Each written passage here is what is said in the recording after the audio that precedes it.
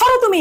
সংসারে তুমি আমাকে বিশ্বাস করো না, তোমার মার কুবুদ্ধিগুলো নিয়ে আমার সাথে তুমি অশান্তি করো প্রতি মুহূর্তে। রাখেন আপনার মেয়ের ঘরে হবে, সরেন, আমি যাচ্ছি গা। কি অনন্যা, কি করতেছো? এই যে আম্মু দোয়াপালা শেষ করলাম, দোয়াপালা সব শেষ।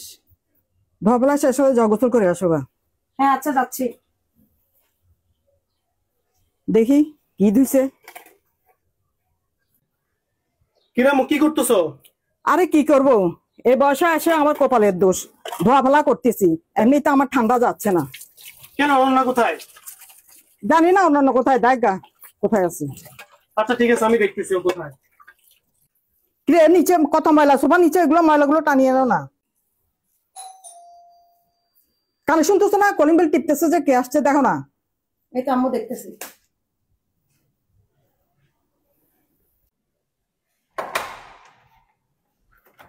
ও তুমি আসছো? হ্যাঁ ধরো অনন্যা, এটা তাড়াতাড়ি ফ্রিজে রেখে দাও। এটা কি? এটা তো মাছ আছে। আচ্ছা ঠিক আছে। আম্মু, কিরাম তুমি ঝাড়ু দিচ্ছ কেন? আরে আমি না দিলে কে দিবে? আমার কপালের দোষ, কোমরে ব্যথা নিয়ে ঝাড়ু দিতে হচ্ছে। কেন অনন্যাকে বলতা? বলে বলে আমি কাজ করাতে পারবো না।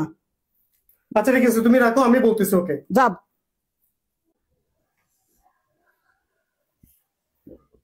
আম্মু যে গরম পড়তেছে, ফ্যানটা ছাড়ি নাইলে এসিতে যাই বসেন।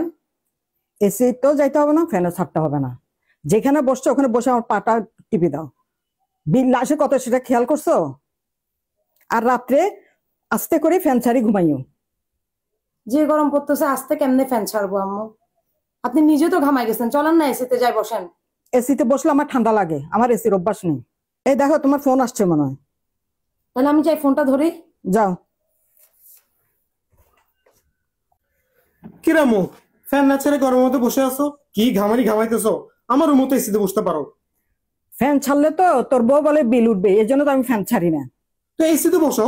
তোর বউ এসিতে বসে বসে সারাক্ষণ তোর শাশুড়ির সাথে কথা বলে। তোর শাশুড়ি তো সারাক্ষণ মেয়েকে কুবুদ্ধি দেয়। দেখ গা, এখনো বসে বসে আমার সংসার ভাঙার জন্য বুদ্ধি পরামর্শ দিচ্ছে। আচ্ছা ঠিক আছে চলো, এটা আজকে আমি বিচার করবো। চলো তুমি চলো, আসো উঠো। আমি না দেখলে ওনাকে কে দেখবে? এই ফোন রাখ তুই।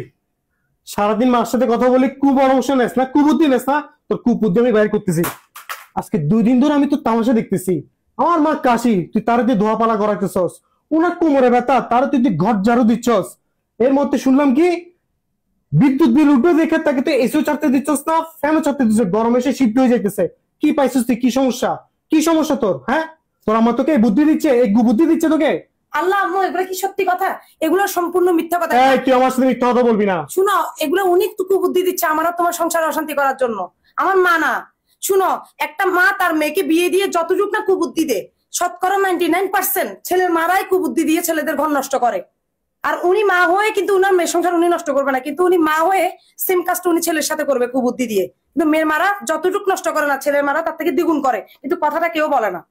একটা মেয়ের মা 99% ছেলের মা থেকে অনেক ভালো। 99% ছেলের মা কি করে জানো?